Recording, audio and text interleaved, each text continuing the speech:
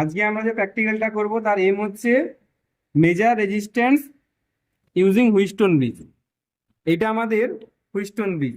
এই Wheatstone bridge দিয়ে আমরা রেজিস্ট্যান্স মেজার করব।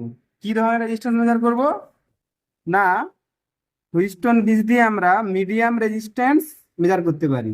মিডিয়াম রেজিস্ট্যান্স মানে রেঞ্জ হচ্ছে 1 ওহম থেকে 100 কিলো ওহম। এই রেঞ্জের মধ্যে যে রেজিস্ট্যান্স আছে সেই রেজিস্ট্যান্সকে আমরা এই ব্রিজ দিয়ে মাপতে পারবো। ঠিক আছে, তো এইখানে এই ব্রিজের ছবি এটা।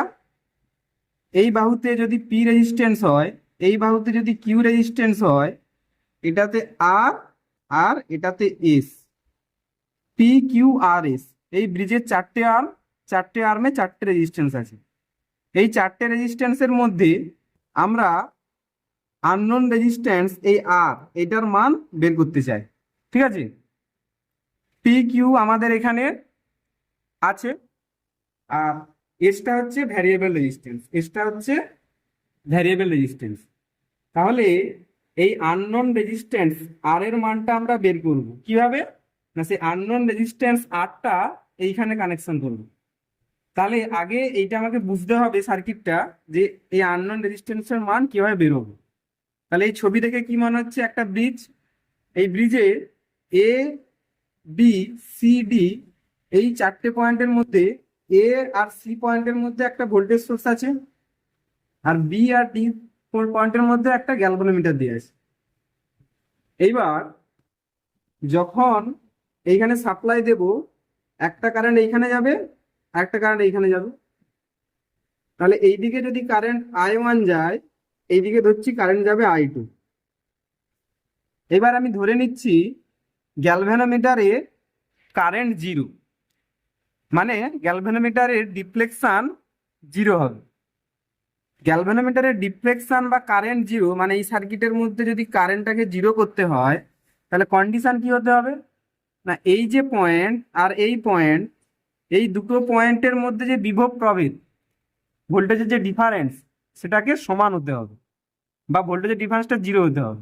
মানে এই পয়েন্টের ভোল্টেজ আর এই পয়েন্টের ভোল্টেজ সমান হতে হবে, তাহলে কারেন্ট জিরো গ্যালভানোমিটারের মধ্যে দিয়ে। তাহলে সেটা কি কন্ডিশন? না, সেটা হচ্ছে নাল কন্ডিশন। নাল কন্ডিশন মানে গ্যালভানোমিটারের ডিফ্লেকশনটা জিরো। নাল কন্ডিশনে কি হবে? না, আইজি সমান জিরো, গ্যালভানোমিটারের কারেন্ট জিরো। কারেন্ট জিরো মানে এই পয়েন্টের ভোল্টেজ আর এই পয়েন্টের ভোল্টেজ সমান। তাহলে এই পয়েন্টটা বি, তাহলে ভি বি সমান ভি ডি, তাই তো? তাহলে এই পয়েন্টে যদি ভোল্টেজ সমান হয় এই পয়েন্টের সাথে, এইখানে যে ভোল্টেজটা দিয়েছিলাম, এই ভোল্টেজটা তো ভোল্টেজের জন্য এইখানে কারেন্ট যাচ্ছিল। তাহলে এইখানে যে ভোল্টেজ দিচ্ছি সেটা থেকে যেটা ড্রপ হবে সেটা এখানে পড়ে থাকবে। মানে এই পয়েন্টের ভোল্টেজ যদি ভি এ হয়, তাহলে ভিবি সমান কি হবে? না, ভি এ মাইনাস এইখানে ড্রপটা, মানে I1 ইন্টু পি, সেটা সমান ভিডি। এই ভিডি, এই ভিডি সমান কি হবে? না, এখানে যেই ভোল্টেজ দিচ্ছি সেটা থেকে এই ড্রপটা পড়ে থাকবে। তাহলে কি হচ্ছে? না, ভি এ মাইনাস ড্রপটা কত? I2 ইন্টু আর। ঠিক আছে, তাহলে V A R V A কেটে যাবে, মাইনাস মাইনাস কেটে যাবে। তাহলে কি পাবো এখান থেকে? না, I1 বাই I2। তাহলে কি পেলাম এখান থেকে? I1 বাই I2 সমান এখানে আর বাই পি, এটা পেলাম। এটাকে আমি 1 নম্বর সমীকরণ দিলাম। এইবার যখন গ্যালভানোমিটারে কারেন্ট জিরো, তাহলে এই এই পি এর সাথে কিউ সিরিজে হয়ে যাবে, আর আর এর সাথে এস সিরিজে। তার মানে এইখানে যে I1 কারেন্ট, এই কিউ ব্রাঞ্চেও কারেন্ট যাবে I1, আর এখানে যে I2 কারেন্ট আসছিল আর ব্রাঞ্চে, এটাতেও যাবে I2 কারেন্ট। তাহলে এইবার আমি লিখতে পারি এই পয়েন্টের ভোল্টেজ ভিবি। এই ভিবি থেকে আমি যদি সি পয়েন্টের ভোল্টেজ বাদ দিই, একই রকমভাবে মানে এইখান থেকে যদি করি, একই রকমভাবে ভিডি মাইনাস ভিসি করতে পারি। ভিবি সমান ভিডি ছিল, ঠিক আছে, ভিবি সমান ভিডি ছিল, আমি দুটো থেকেই ভিসি বিয়োগ করছি। তাহলে যখন এই ভিডি থেকে ভিসি বিয়োগ করছি, সমীকরণের দুই পাশে একই ভোল্টেজ বিয়োগ করছি, তাহলে এটা সমান হবে তো? তাহলে এটা সমান মানে ভিবি মাইনাস ভিসি মানে কি হচ্ছে? না, এই ড্রপটা, এর অ্যাক্রসে যে ড্রপ, এর অ্যাক্রসের ড্রপ কত, I1 ইন্টু কিউ। আর এইখানে ভিডি মাইনাস ভিসি, এখানে এই ড্রপটা কত, voltage drop I2 into S. তাহলে এখান থেকে কি পাবো, না এখান থেকে পাবো I1 বাই I2 সমান এস বাই কিউ। এটা 2 নম্বর সমীকরণ। তাহলে আমি 1 ও 2 যদি তুলনা করলে কি হবে, দুপাশেই I1 বাই I2 ছিল বাম পক্ষে, তাহলে P by R by P সমান এস বাই কিউ। তাহলে আমি বের করতে চাই আর এর মানটা, আননোন রেজিস্ট্যান্স। তাহলে এখান থেকে আর সমান কি হবে, না P into S by Q, বা আর সমান লিখতে পারি P by Q into S. তাহলে এই সমীকরণটা পেলাম, আর সমান P by Q into S. এই পি বাই কিউটাকে আমরা বলি রেশিও, আর এসটা হচ্ছে ভ্যারিয়েবল। কেন রেশিও, সেটা হুইস্টন ব্রিজ দেখলে বুঝতে পারবো। তাহলে এই যে সমীকরণটা পেলাম, আননোন রেজিস্ট্যান্সের মান আর সমান P by Q into S, এই সমীকরণটা তখনই হবে, বা এই সমীকরণ দিয়ে আমরা আর এর মান হিসাব করব কখন, না যখন হচ্ছে গ্যালভানোমিটারের মধ্যে কারেন্টটা 0। ঠিক আছে, সেই শর্তে আমার আননোন রেজিস্ট্যান্স আর সমান P by Q into S. তাহলে আমি এই গ্যালভানোমিটার যে আছে, এটার মধ্যে প্রথমে আমার কন্ডিশন হবে কারেন্টটাকে 0 করতে হবে। মানে গ্যালভানোমিটারের যে ডিফ্লেকশন, কারেন্ট যদি 0 হয় এর কাঁটার ডিফ্লেকশন 0 হবে।